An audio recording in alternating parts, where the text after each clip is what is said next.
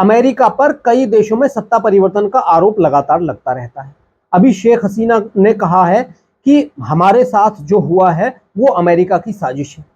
ऐसे में हम देखते हैं तमाम रिपोर्टों को खोज करने के बाद कि आखिर अमेरिका क्या वाकई सत्ता परिवर्तन करता है दुनिया भर में, क्या क्या ऐसा हुआ है दुनिया भर में अब तक जो अमेरिका पर आरोप लगे हैं दुनिया भर के देशों में सत्ता परिवर्तन करने के।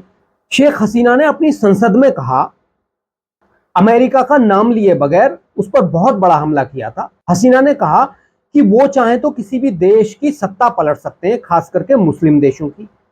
शेख हसीना ने कहा था कि ये देश अपनी बातों से हमें लोकतंत्र का झांसा देता रहता है। इस पर हमारी विपक्षी पार्टियां और कुछ लोग तालियां बजाते हैं और नाचते गाते हैं। शेख हसीना कहती हैं कि वो किसी भी देश की सत्ता को पलट सकते हैं, खास करके मुस्लिम देशों की। जब तक उनका इस्लामी देशों पर नियंत्रण था सब कुछ ठीक था, लेकिन जैसे ही नियंत्रण खत्म हुआ सब कुछ खत्म हो गया। अब हम बताते हैं आपको कि अमेरिका पर ऐसे इल्जाम कब कब लगे हैं सत्ता परिवर्तन के। अमेरिका पर कई देशों की सरकारों का तख्ता पलट करने के इल्जाम लगते रहे हैं। कहीं विपक्षी दलों का समर्थन करके तो कहीं आतंकी गुटों को फंडिंग कर उसने उन देशों में बगावत करवानी शुरू कर दी जहां वो अपना अधिकार स्थापित करना चाहता था। उस पर कुछ देशों के राष्ट्र प्रमुखों का कत्ल करवाना और वहां पर अराजकता फैलाने के आरोप भी लगते रहे हैं। 1953 में ईरान में चुने गए प्रधानमंत्री मोहम्मद मोसद्दिकी को सत्ता से बेदखल कर दिया गया था। मोहम्मद मोसद्दिक को उनके तख्ता पलट में अमेरिका का हाथ था। दरअसल मोहम्मद मोसद्दिकी ने तेल का राष्ट्रीयकरण कर दिया था। इससे पश्चिमी मुल्क नाराज हो गए थे। इसके बाद मोहम्मद मोसद्दिक को सत्ता से हटाने का खेल शुरू हुआ। पिछले साल CIA ने माना था कि मोहम्मद मोसद्दिकी को हटाना अलोकतांत्रिक था। ये खुद अमेरिका की खुफिया एजेंसी ने इतने साल बाद इसका खुलासा किया।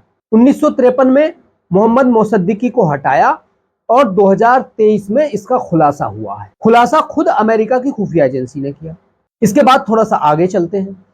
अब हम बताते हैं कि 1954 में ग्वाटेमाला, 1960 में कांगो, 1963 में साउथ वियतनाम, 1964 में ब्राजील और 1973 में चिली की सरकार को गिराने में अमेरिका की अहम भूमिका रही है। 2007 में अमेरिकी लेखक स्टीफन किंजर ने अपनी किताब overthrow America's century of regime change from Hawaii to Iraq में बताया था कि चुनी हुई सरकारों को गिराना और उनका तख्ता पलट करना अमेरिका की विदेश नीति का अहम हिस्सा रहा है। इस किताब में स्टीफन किंजर लिखते हैं कि अमेरिका ने उन सरकारों को उखाड़ फेंकने में जरा भी संकोच नहीं किया जो उसके राजनीतिक और आर्थिक लक्ष्यों के रास्ते में खड़ी थी। इसी तरह 2016 में वाशिंगटन पोस्ट ने अपनी रिपोर्ट में दावा किया था कि कोल्ड वॉर के दौरान अमेरिका ने 72 देशों में तख्ता पलट करने की कोशिश। 9/11 के हमले के बाद अमेरिका ने अफगानिस्तान पर हमला किया था। वहां की सत्ता से तालिबान को बेदखल कर दिया और हामिद करजाई की अगुवाई में अंतरिम सरकार का गठन किया। हामिद करजाई बाद में अफगानिस्तान के राष्ट्रपति बने। इसके बाद 2014 में अशरफ गनी राष्ट्रपति चुने गए। हालांकि अगस्त 2021 में अफगानिस्तान से अमेरिकी सेना की वापसी के बाद तालिबान फिर सत्ता में आ गया। तो अमेरिका पर यह भी आरोप लगे हैं कि भाई अफगानिस्तान में भी अमेरिका ने सत्ता परिवर्तन कराया था। अब बात करते हैं इराक की। 2003 में अमेरिका ने इराक पर हमला किया और सद्दाम हुसैन को सत्ता से बेदखल कर दिया। सद्दाम हुसैन को गिरफ्तार कर लिया गया था। दिसंबर 2006 में सद्दाम हुसैन को फांसी दे दी गई और इसके बाद इराक में सत्ता परिवर्तन हो गया। अब इराक में कुछ शिया ताकतें वहां शासन चला रही हैं। अब बात करते हैं पाकिस्तान की भी। 2 साल पहले जब पाकिस्तान में इमरान खान की सरकार गिरी थी तो इसके लिए भी अमेरिका पर ही आरोप लगा था। पिछले साल अगस्त में एक लीक डॉक्यूमेंट में खुलासा हुआ था कि अमेरिका ने पाकिस्तानी राजदूत से इमरान खान को सत्ता से हटाने को कहा था।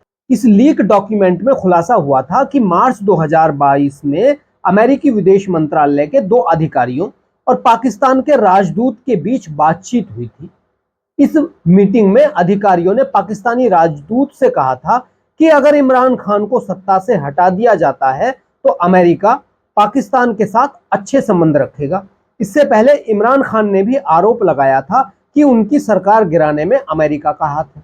तो अमेरिका पर लगातार देश की चुनी हुई सरकारों को गिराने के आरोप लगते रहे हैं। ये हम नहीं कह रहे, ये तमाम मीडिया रिपोर्ट्स में खुलासा हुआ है, तमाम लीक डॉक्यूमेंट्स में खुलासा हुआ है और तमाम एक्सपर्ट ने इस बात का खुलासा किया है।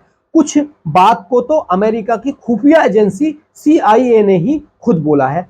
दरअसल अमेरिका में एक कानून है कि 40 साल बाद अमेरिका के जो सीक्रेट डॉक्यूमेंट्स हैं वो पब्लिक में लाए जा सकते हैं। इसी के जरिए जो कुछ डॉक्यूमेंट आए हैं, जैसे ईरान वाला आया, मोहम्मद मोसद्दीकी वाला, वो ऐसे ही डॉक्यूमेंट थे। खुद वहां की खुफिया एजेंसी यानी अमेरिका की खुफिया एजेंसी ने यह बताया कि मोहम्मद मोसद्दीकी को ईरान से हटाना एक गलत निर्णय था। तो दोस्तों, ये कहना कोई कि अमेरिका सत्ता से बेदखल नहीं कर सकता किसी को, ऐसी साजिशें गलत हैं, तो ये कहना नाइंसाफी होगी। क्योंकि जिस तरह की तमाम रिपोर्ट्स आई हैं मीडिया में और खुद अमेरिका की खुफिया एजेंसी ने कहा है कि ऐसा हुआ है, तो यह कहना गलत नहीं है। खुद अमेरिका पे ऐसे आरोप लगे हैं और अमेरिका अपने हितों को साधने के लिए ऐसे निर्णय लेता रहा है। आपको क्या लगता है दोस्तों? आप भी बताइए, क्या बांग्लादेश में भी ऐसा ही हुआ है या नहीं हुआ है? क्योंकि हम सिर्फ फैक्ट पर बता रहे हैं कि कैसे कैसे अमेरिका पर आरोप लगे हैं, जो अभी शेख हसीना ने भी कुछ इसी तरह के आरोप लगाए हैं। क्या ये सही है, क्या ये गलत है, ये आपको सोचना है। हमने जो जानकारी अभी मीडिया प्लेटफॉर्म पर है तमाम जगह, वो जानकारी आपको दी है। तो आज के लिए इतना ही। नमस्कार, जय हिंद।